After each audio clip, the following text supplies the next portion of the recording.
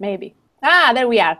Hello, hi everybody. Welcome everybody to this second practice session of the third International Conference on Food Design.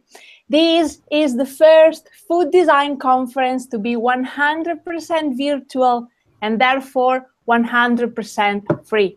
A platform for anybody, anywhere. I'm very excited. I'm Dr. Francesca Zampollo. I'm the founder of the Online School of Food Design, and I am very happy to introduce to you in this second session two presentations, two practice presentations. The first presentation is titled CHIL-DISH by Kristos, Mavrostomos, yes, and Anna van der Leij, more or less. Yes. And the second presentation is titled Adapting Design Practices for Local Food Markets by Alexandra dos Santos, who is with us, and Joana Lessa, who unfortunately couldn't be with us. Okay, before we start the presentation, I just want to remind you a couple of things. First of all, come and join us in the chat room. So if you're watching this from YouTube, come and join us in the conference website, where you will be able to join the live chat room. You will also be able to learn everything about the conference, meet the speakers, network with other people, and have a look at the virtual food design exhibition, where both of these projects that we're going to talk about today are exhibited.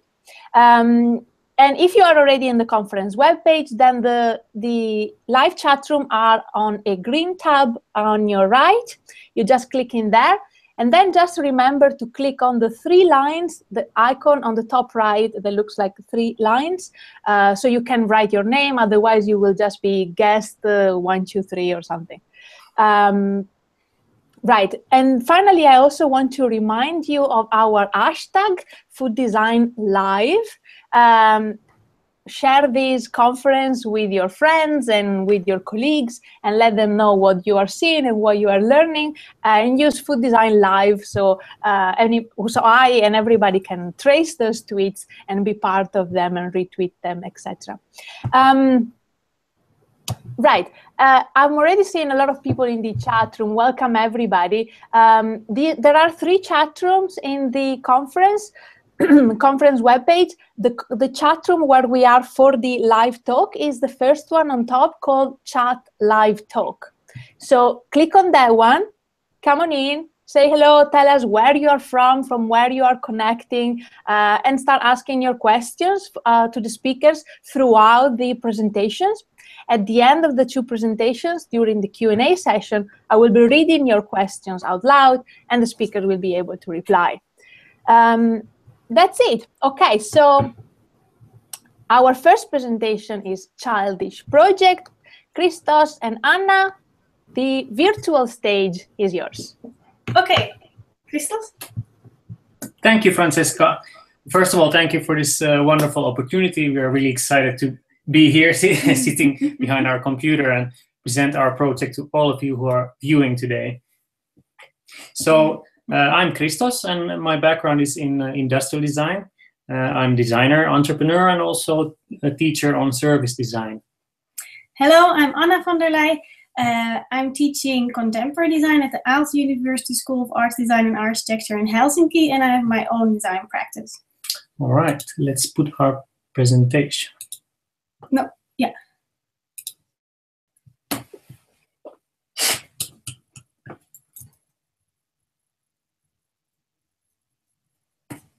Yep, you're good to go. Okay, thanks. All right. So our project is called CHIL-DISH, and it's basically about tableware designed by children. So why we do this? The first reason is that we want to challenge the norms in a playful way by utilizing the unspoiled imagination of kids. Second reason is that we like kids to learn about design, technology, and food through active participation. Third reason is that we would like to discover and show the differences in food cultures from a child's perspective. And fourth, because it's fun, and we believe this is impactful. So far, we have had 3 workshops, 2 in Helsinki, Finland, and 1 in Eindhoven in the Netherlands. These in total have produced 650 imaginative designs, of which 10 have been translated into 3D printed objects, and 20 are at the moment in production. So the concept in a nutshell is about merging the imagination of children with design, technology, and food. So we have here the slogan, from a kid's drawing to a real tableware. So children aged from 2 till 15 have been attending our workshop till now. There are 3 steps. The first step is the drawing session. The second one is the producing. And the third one is the cooking session. We will go through all these steps with you. The first drawing session, it is very important for us to be with the kids while they're drawing, because everything that they explain to us, we take to the next step, the producing, where we actually keep all the tips in mind and produce their drawings into 3D, ending up at the cooking, where the kids are eating from their own tableware. So children and their families are visiting these events. When you think about the design part, the stakeholders could be design festival, event organizers, educational institutes, or galleries, but actually anything could work. Technology-wise, we are now working with the Shapeaways factory in New York, who is manufacturing 3D printed porcelain for us. Till now, we have worked with Restaurant Olo. We are working with different restaurants in the future, but also food markets, event producers, etc. So let's talk about the drawings. So the first drawing session was 2 days held at the Helsinki Design Week Kids Weekend. We had 8,500 visitors and an overwhelming amount of 300 drawings. From this, we had to select 10, and these 10 were translated into 3D printed porcelain tableware.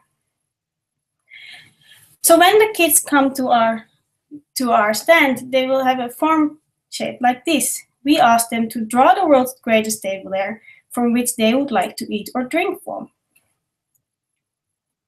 On the back of the paper, they have the details of the parents and the child. They can choose the color of their object. They can find some tips for designing and some tips on the manufacturing. So let's go through some of the drawings. So this is Madelief. She's 11 years old, from Holland, and she designed a plate for snacks. You can clearly see that she is saying to us that the edge should be 3 millimeters high, and there should be different slots for her food. It has also 2 handles on the side. This is actually a trend, or maybe it is just the way kids want to eat their food. They want the sauce to be in a separate slot within the pasta. So this kind of designs can be seen in almost all the workshops. Yeah, definitely. So a second example is from Lenny, 8-year-old, who used his own hand to create a mug, which has a handle, and by drawing it downwards, already is trying to create a 3D drawing for us. This is Filippo. He wanted to have a bowl for crisps, looking like a turtle. This is Kerttu. And we also noticed that not all kids are only drawing tableware. If you look at the drawing from Kai, who is 5-year-old, he drew a cake stealing device. He explained to me that when the cake is on the platform in the middle, the balloons that are actually attached on the top will bring the cake into the air, and he will have to control her so that he could steal the cakes and eat them in the end. Very useful tool or device. Yeah, a bit difficult to produce though, which is the next part of the process. So the production happens in 3 steps. First, we have the selection, where we select the most suitable drawings. And we have a set of criteria for the selection. First, we like to see a drawing that's really original, something we haven't seen in previous workshops, or it's a novel idea or something really nice and crazy. Second, it should at least have a potential to be functional, so usable object. And it also should show some kind of manufacturability. But there comes the challenge and the second part, which is our task to translate the drawing into this 3D model without losing the original idea of the child. So we have to maintain the idea, make it usable, and make it also manufacturable. Luckily, modern days give modern tools, and Shapeways, who we collaborate with, have this nice website, and you can upload the 3D model there, and straight away the software gives you feedback on what actually works and what not. And then we can go back to our software, 3D modeling software, and tweak the design, and then bring it back to the Shapeways website, and then push send. So then it is 3D printed in New York in porcelain, which is totally food safe, oven safe, dishwasher safe. So it is a usable object. And the benefits of this technology is that we don't have to make any molds. We get the instant feedback, and even complex shapes are easy to achieve. So let's go through 3 examples. So first we have Kukka, a 10-year-old girl who drew a teapot shaped like a house. So here's the 2D drawing. And here's the 3D model. And voila, in 3D printed porcelain.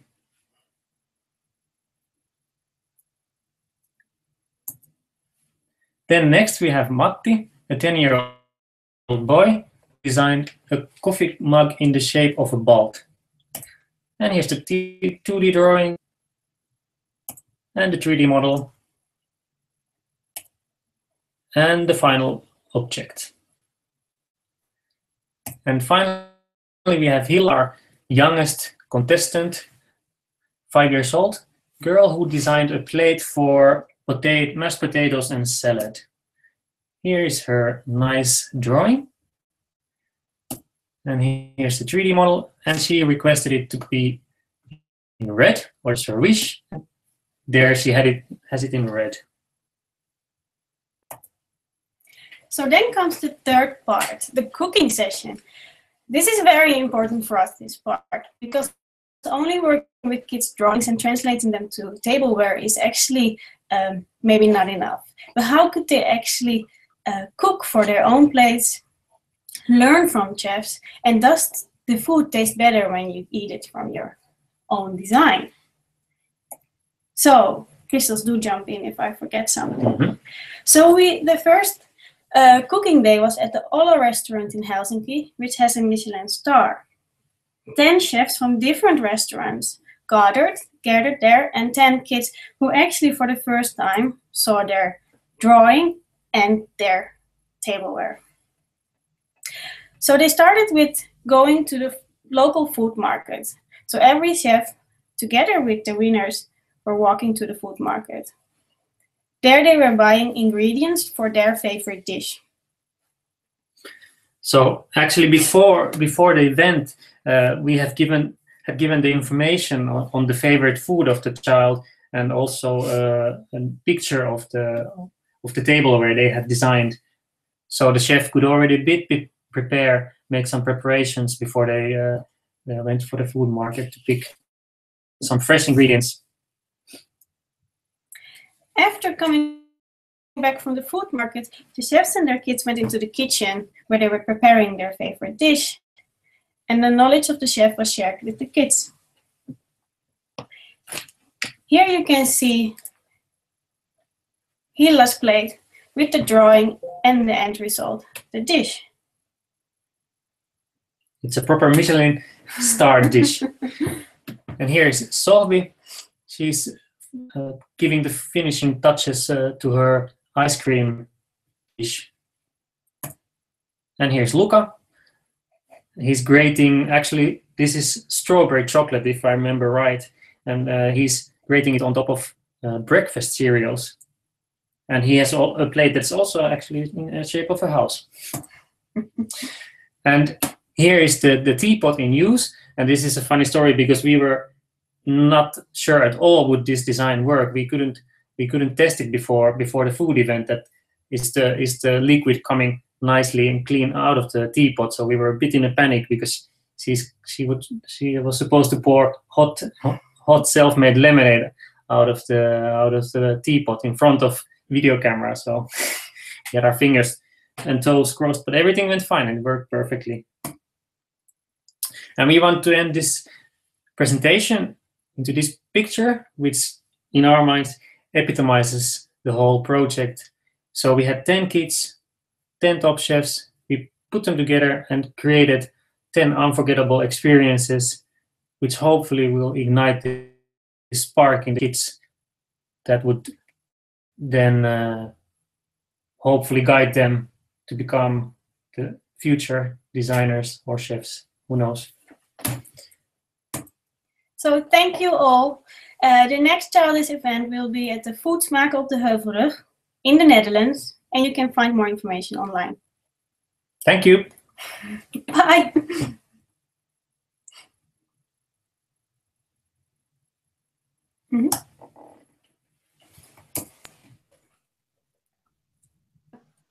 Okay, hi. Yeah, sorry, I couldn't put the microphone on again. Thank you so much, guys. I loved it. Thank you for the lovely presentation.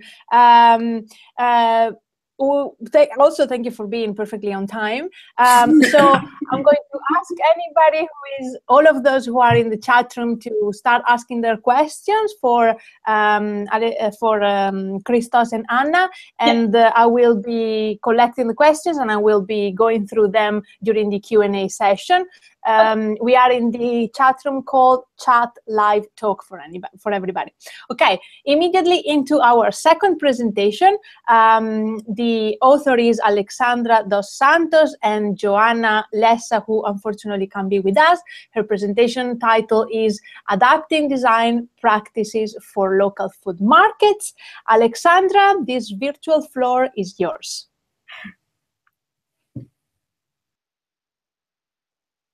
Wait. Okay.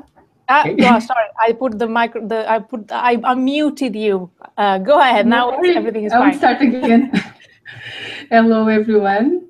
Really happy to be here among so many people interested in these relationships between design and food. My name is Alexandra dos Santos, communication designer, working in the industry for 15 years. Now I'm a master's student. I will now share my screen. So you see. Okay. I'm here to present this communication, adapting design practice for local food markets. It's a case study about Mercado Fora de Horas. That is an event on gastronomy and on local culture, integrated in another project that is called Consumir Local, or Local Consume. Is the final project for the Master in Communication Design for Tourism and Culture in the University of Algarve. This is a communication design project which promotes the development of local taste and is directed to an ethical consumption. This was the first moment of the project. It was the event on a kindergarten where we take farmers from the market to a school. And there were games for the children. This explores how communication design can encourage young audience to the consumption of local food products. The event, Mercado Fora de Horas, took place in the Mercado Municipal of Silves in July 2016. The municipal markets are community spaces that represent a consumption model endangered by economical pressure and social changes. They take part of our history for a long time. They are representative of short trading range and proximity to the consumer. They should be interpreted considering the interactions and implication implications of various elements: the building, product, suppliers, storage and foods, the traders, users, and practice. Markets are more than the building. Markets are the relationships that develop it. Like a lot this sentence from Marie-Manuelle Volgão, markets are spaces of natural conviviality. And as I said, they are multidimensional. To carry on this project, the essential part was the dialogue with different actors of the community in order to establish a sense of belonging and identification with the market. The traders and locals were heard through interviews in parallel with the analysis of the surrounding reality and the possible solutions. Now show image from the municipal market in Silves. This is the market. Silves is a very small town, and going to the market is part of the local lifestyle, mainly at Saturday morning. It's the farmers market. This is a normal image of the market during a weekday.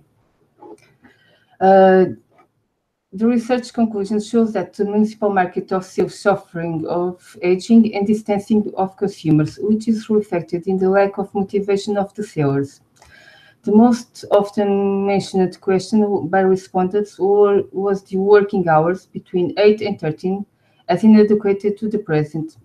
Also, change of time is not a short-term possible solution, emerging of possibility of disclosing actions. The idea of a night event which promotes the gastronomic qualities of space has established itself as an opportunity to facilitate the space to the public in a convenient time. I've been showing you the image from the market. This is the graphic communication of the market before we started with this project. These are some plans that we did. We did a lot of design thinking, a lot of projects between. And one thing we realized is the human factor and the strong social impact. We have to think mainly in the people. The market had never opened the doors to the public at night. A motivational reinforcement was necessary in order to change the routines of traders, expanding the need to create a new audience. When we were talking to the people, what we heard most, it was, we don't sell during the day, we will sell at night. And when we did this picture, it was the moment that I realized it was okay, that we will be okay with the people and the event and doing, because this is the first time they act like a group, because they were the seller of the fish, the seller of the bread, and they never worked before as a group of people in the market. The activities of the market out of hours program were designed to represent traditional values together with contemporaneity. There was a concern that logic with the space to affirm the market as a cultural attraction. The different aspects of the market were presented in an educational and playful style, with games on the production and marketing of local produced goods, conversation and culinary workshops, night market, music, photography. This is the whole range of the events we had. Drawings, design. I have to tell that it was a volunteered work from people that were our friends and wanted to help and want to do something for the community. And so I'm showing you image of the graphic communication of the event. These are what we promote on Facebook to show you freshness, the attainment, the tradition, and what we were promoting, it was genuinity, because we are not promoting the market as a different thing. We were promoting as it is. And now I'm showing you image of the real event. Sorry, it seems that my PDF. Okay.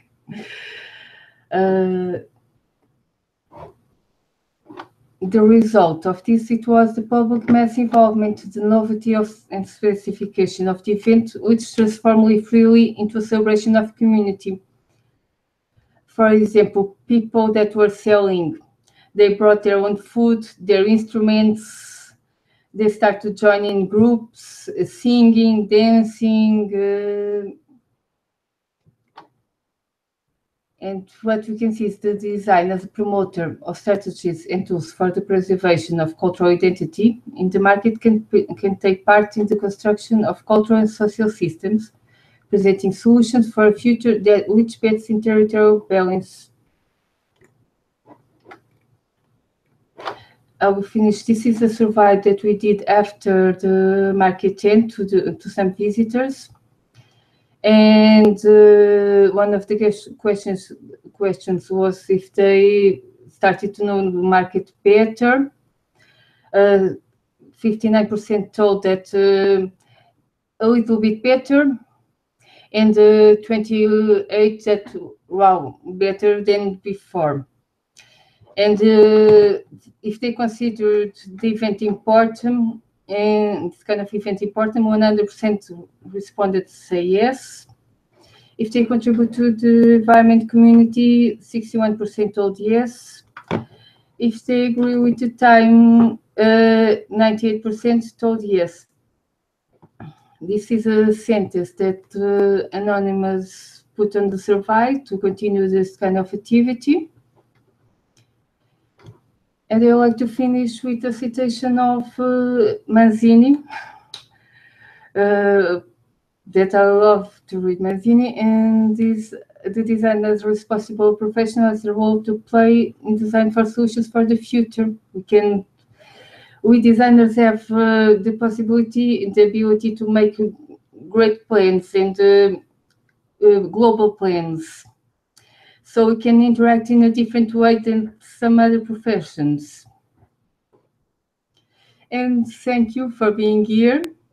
These are my contacts. These are the contacts of Joana. If you need something for us.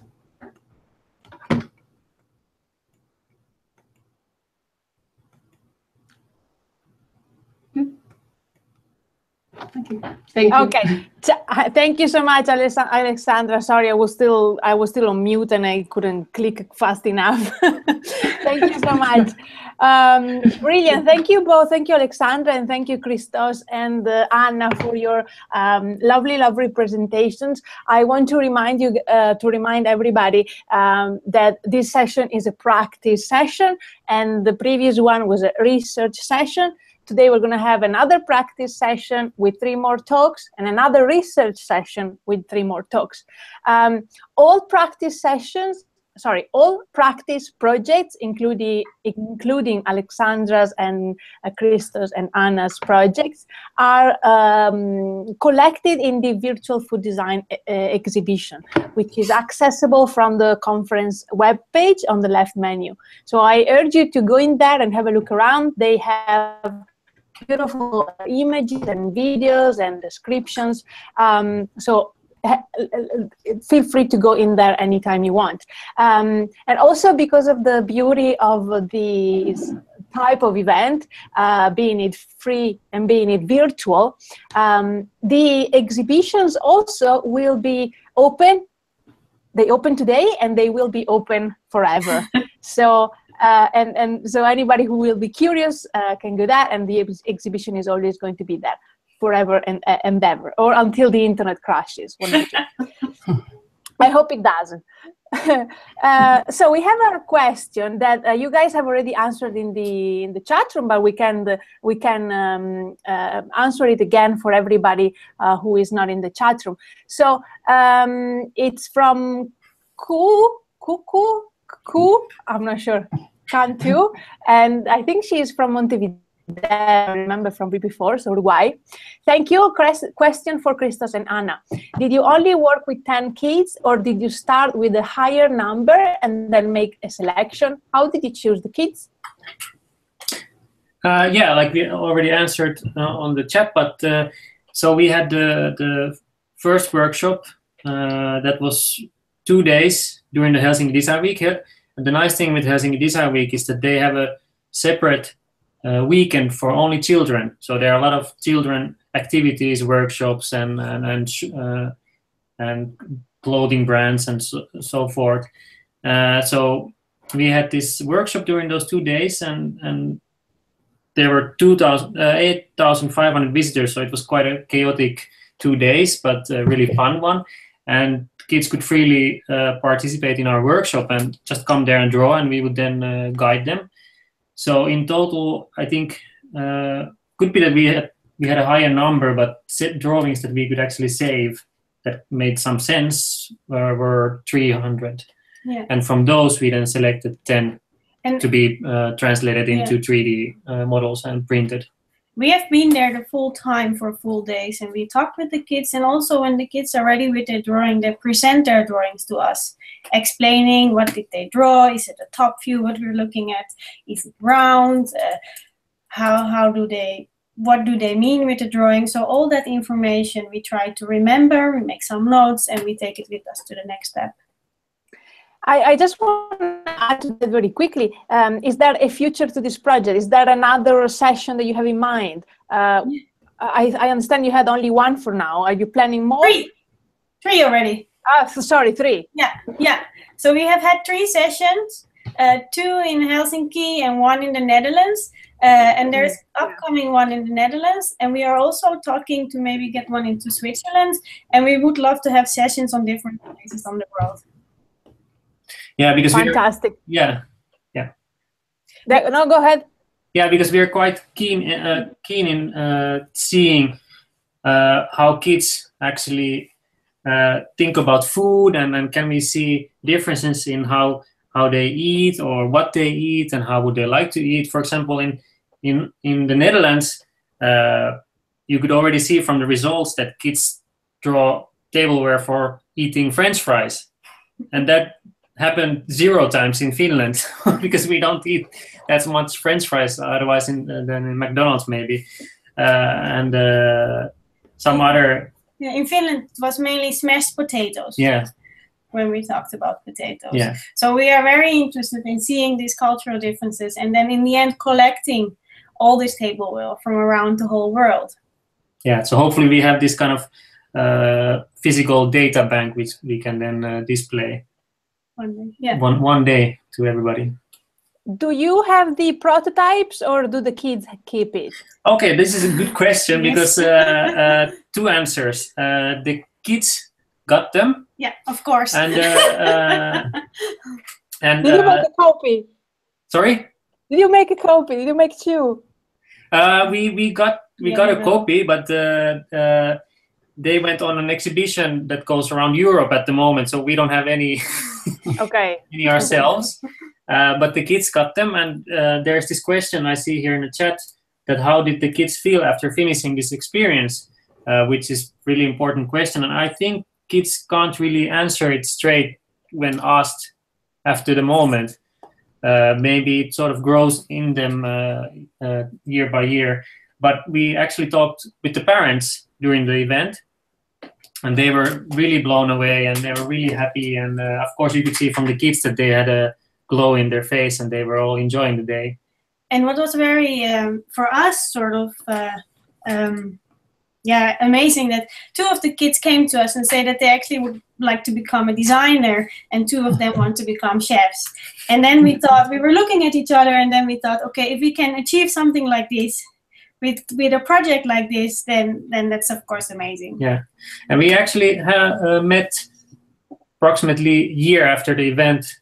It's now a year. Yeah. We met some of the parents of those kids that participated in this experience, and then we asked, "Oh, hey, is your kids using the tableware like every day?" And we were, "Of course they are." Then the parents, no, they haven't. They are not touching them. They're keeping it somewhere on the shelf and safe there. But we thought that's quite a compliment, at least, and that they sort of cherish them. That it's so meaningful for the kids. Definitely. It sounds lovely. Well done, guys. I want to jump to Alexandra. I have a question for you. where did where did your probably fascination with markets came from? Why did you choose to create a project that somehow, I think, from my point of view, reevaluates markets and bring them to a new light, probably, to people? My mom sells at the market, and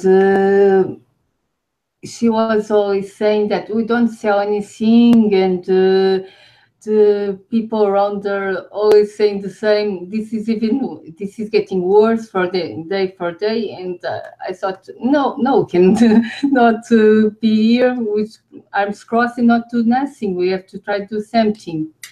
And for example, the project is called Consumir Local, Local Consume, because when I was analyzing the markets, the problem is the local consume. It's not only the buildings, it's the way we shop, the way we choose the food, our changes of habits. Now we are talking a lot here of Mediterranean diets and things like that. Because we are trying to rediscover what we lost in the years. Yeah, I really love your project, and I really encourage you to continue doing it as long as you can. I think markets are a community place, but and they are worth keeping, reevaluating, and empowering even more just for that. But I think also the very important aspects that is embedded in the culture of markets is the fact that over there we only buy fresh produce, or mostly fresh produce. And from a health perspective, since if you go to a supermarket today, I probably think that, I don't know, 99% of the food products available are processed food. And most processed food are not very good for our health. So there's more and more research saying we have to go back to eat real food, and so real fruit and vegetables. And at the market is really where fruit and vegetables are glorified. Yes, we find them at the supermarket as well, but at the local market, it's where fruit and vegetables are at their best. First of all, they probably come from very, very close. So you go into your zero miles mindset, which is of course beautiful, and they're just everywhere. Like most stalls at the market that's where what they sell, fruit and vegetables. So I think both these reasons why markets should be reevaluated, and there should be more. I am sometimes frustrated because I can't go to the market just because there's no markets close to where I live or where I am at the moment. So there should be more. So thank you for your work, what you're doing, and I hope many more people are inspired to do something similar. And please don't stop doing what you're doing. But I also have another question for you, Alexandra. Yes. What do you think is the most important thing that the vendors themselves took away from the events that you organized? I think it was the motivation, because they were not happy with the situation, they were not happy with the job, the place. And now they are always asking me, where is the next event? When I cross with some of them on the street, they want more because they felt that it was good for them. How many have you done so far? How many events have you done? In this project, we have done 2. One in the kindergarten that I show on the sites, and another on the market. It was on the 26th of July. But we are planning to do more this year. Excellent, excellent. So for everybody, Alessandra, of course, has a website, and the website is in the description of in her specific page in the virtual food design exhibition. So you can go in there, I'm sure, to find all informations. I wanted to ask another question to Kristos and Anna. I see there are questions for you on the chat room. So there is Anya, who says, did also adults try to use the tableware? And did you also apply the products in other contexts, like restaurants or schools? yes, the adults also tried the tableware, and actually we could maybe answer at the same time the question from guest 593, that did we observe the kids through social interaction when they were using their own tableware? Yes. And we were, and they were proudly showing the tableware to their parents and showing how it's made or designed and how do you eat from it. And also the parents tried to eat from the tableware successfully, I think. Of course, they are a bit smaller in scale because of the technology, but still.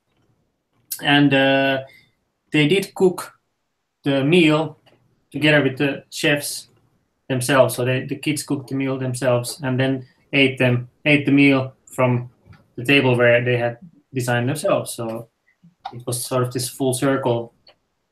Yeah, I was thinking while you were presenting that I think that we can look at this project from a variety of points of view, but maybe just in general, what do you think, just in general, from the perspective of what of the relationship between kids and food, what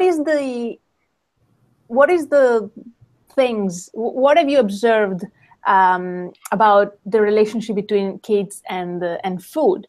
Have you observed some type of shift in this relationship from whatever normal tableware and the tableware that they got to create? Yeah, actually, when we were doing the first workshop, we asked the kids to draw their tableware for their favorite food. So they were already thinking about, okay, what is the food that I would like to eat from the dish that I'm designing? So the food was sort of also creating the design in the end. You want to? No. And then, sorry, you said about a shift? Yeah, if you've noticed something, a shift in the relationship between kids and food when their own tableware intervened, when their own tableware was part of the experience.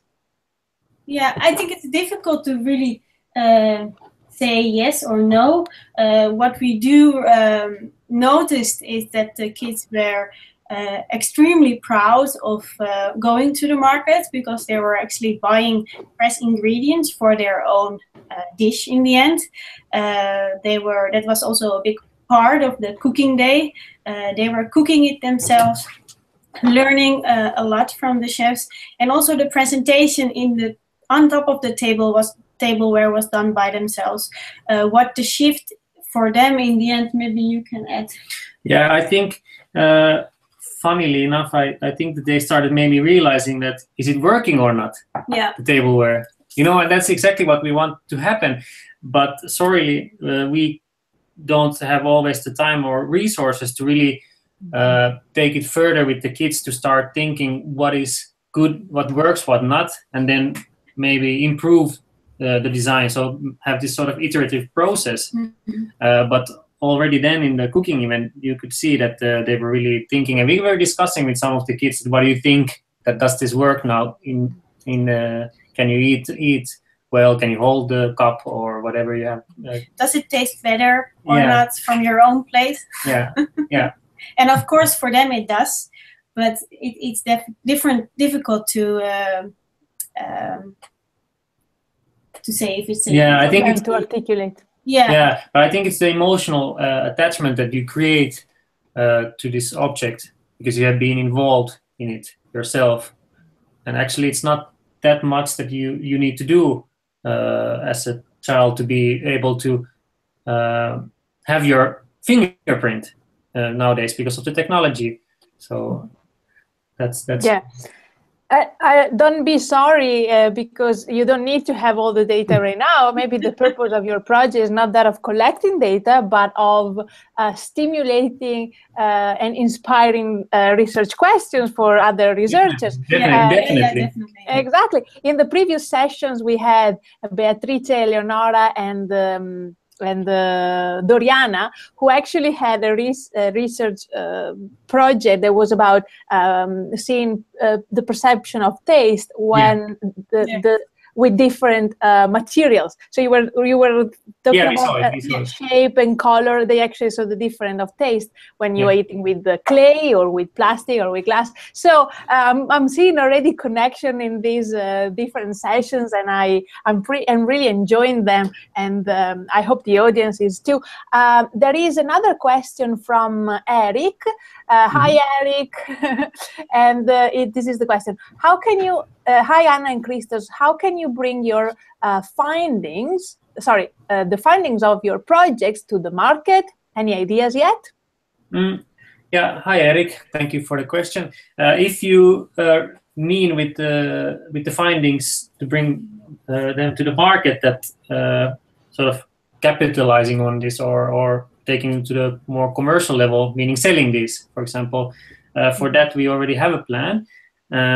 For Shapeways, who is our technology partner, they do have a online shop where you can sell these 3D printed designs. And the idea is to open up an own CHIL-DISH shop in that online shop of Shapeways. So shapeways.com, there you can see their shop.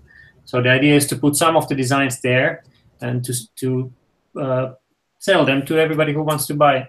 Yeah. Of course, they are fairly pricey at the moment. So, but the aim is not to have a commercial project. It's maybe good to say on this moment that the whole project started with zero budget. So we didn't have any budget, and everybody jumped in just because they were believing in this project. They were just going for it. So yeah, I was thinking just involving 10 chefs. Exactly. They did that in the weekends. They spent one of their free days to be with the kids because they believed in the project. And we are at the moment non-profit, and I do think we will stay non-profit. But we are thinking about how can we get, in that sense, commercial, that the next projects or next workshops will, or how the project could sustain itself. Yeah.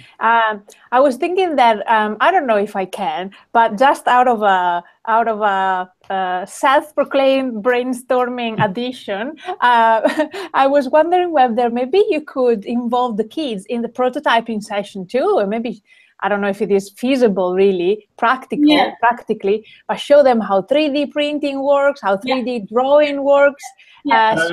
If the project is already growing new chefs, it might grow even more new designers. Yeah, that's a really good point and a really good question. With what that's something we have been already discussing a lot with Anna, because that would feel natural, and since the technology is quite still in development phase, and it's sort of Shapeways calls it the magic. So we don't actually know what is happening in the background. So that's why we can't show the kids every step of the manufacturing process. But it's true that we could bring some more simple, faster 3D printing technology and then make sort of mock-ups, not from the same material, but from plastics, for example. And that's definitely a good idea. And we have been talking also a lot about, because a lot of kids, they draw 2D. But for them, it is difficult to draw in 3D, but actually they are really well in explaining it in 3D to us. Yeah. So with their words, they are actually adding all kinds of volume to their drawing, because it's not about that you have to be a good drawer. If you're drawing a circle and it looks like an oval, but you say to us it's a circle, we will make a circle in that. Fantastic. Thank you, guys. There is a question from Eric again to Alexandra. Alexandra, how can you bring your findings to market to reinvent local markets?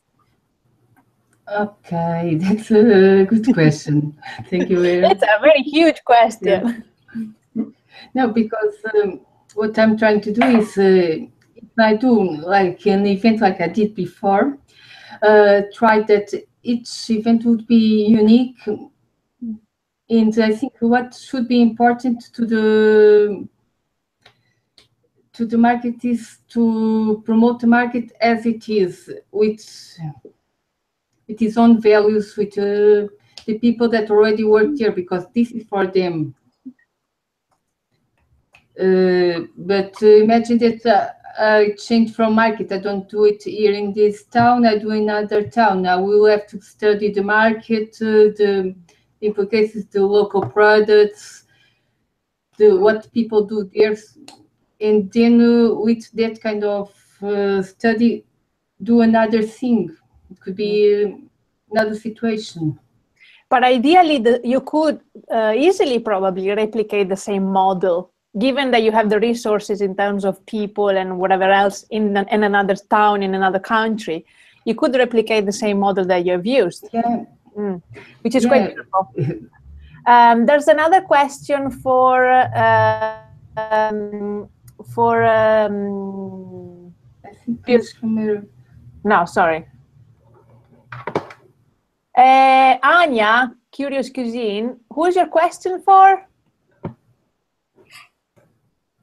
Welcome so far. Do you have any feedback finding on the dishes? I think it might be for Kristos and Anna.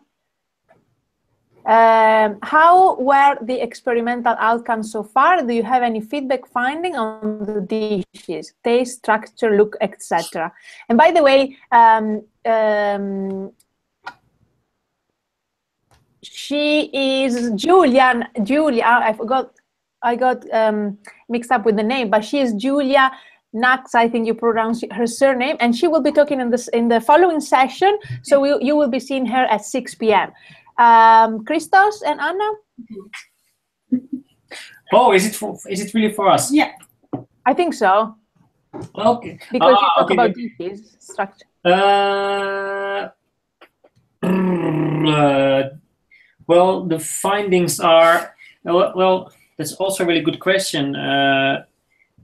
So it's not only the feedback we get from the children on how we should maybe improve our process, but it's also the feedback we can give then to the technology partner that they can improve their processes.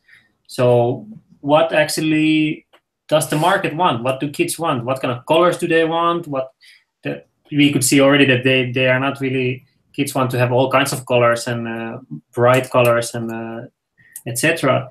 And also there is certain patterns we can draw already now. Maybe it's not yet that strong, we can strongly say something, but certain shapes and certain motifs are repeating.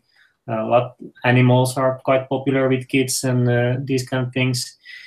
And like we said in the beginning or during our presentation, that kids like to see food put into slots so that they are not mixed in, that the sauce get mixed with the pasta, that they like them to be on separate sort of containers or slots. We also noticed that kids are, while they're making the drawings, they're looking at the neighbors and they're getting inspired by what other people are doing. We are not copying, inspired. You get inspired. We are putting many of the drawings, we are hanging them there for the kids to see, and they come to observe first, like, okay, what is everybody doing? And then they actually go and draw. What is very fun to see, because they are not copying, but they are very inspired by others. And about the colors, some kids, they just disagreed with the colors and put, I want pink, or why not yellow, or they just put this on the back of the paper. And that didn't happen once. It happened actually quite often. Yeah. And what we can, maybe our own experience with the 3D printed porcelain is that it does feel like a ceramic tableware, and it, it's perfectly usable. But still, we feel that they can push it forward to make it really, really feel closer to a traditionally manufactured porcelain tableware. That's maybe one of our findings. Fantastic. Thank you so much, guys. Well, given that it's 4:25 GMT+1, I would just remark on what Eric is saying in the chat room. Thank you, Anna, Alexandra, and Kristos for your great presentation, and thank you for sharing your findings with us. I couldn't agree more. Thank you guys for your time. Thank you for submitting. Thank you for believing in this project, in this conference, and thank you for presenting today and sharing your project with us. I'm going to remind everybody that the third session is going to be another practice session.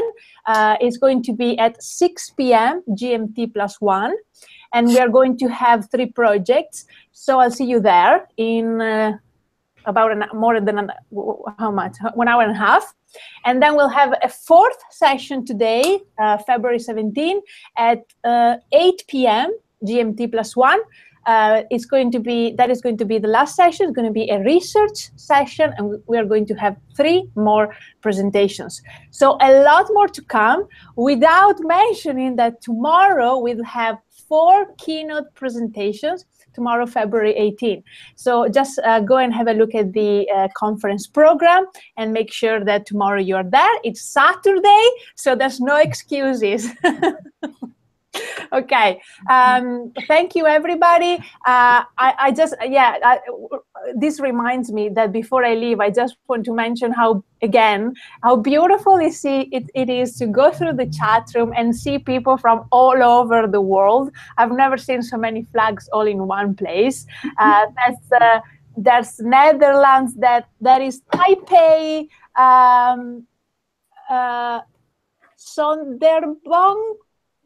Sonderborg, I'm not sure where that is. Guest 47, let us know where you're from. Bogota, Joana as well, I have no idea where it is. Let us know where you are from. Guest 345, and UK, Netherlands, Germany, Spain, Uruguay, Italy. Hey, hi, there's somebody from Treviso. I was born close to Treviso. And Munich and Portugal, and a lot of beautiful places. So it's great to see how these food design communities getting together for these live events. It makes me very happy. It makes me also very proud. It makes me feel like these efforts of these past few months were necessary because you guys are enjoying them. So thank you to everybody. Thanks again one last time to our speakers. You have been lovely. I'll send you a big kiss. A big kiss to everybody who is Thank you. attending. Thank you. And have a beautiful day. I'll see you back at 6 p.m. GMT +1. And happy food design. Bye. Bye. Bye.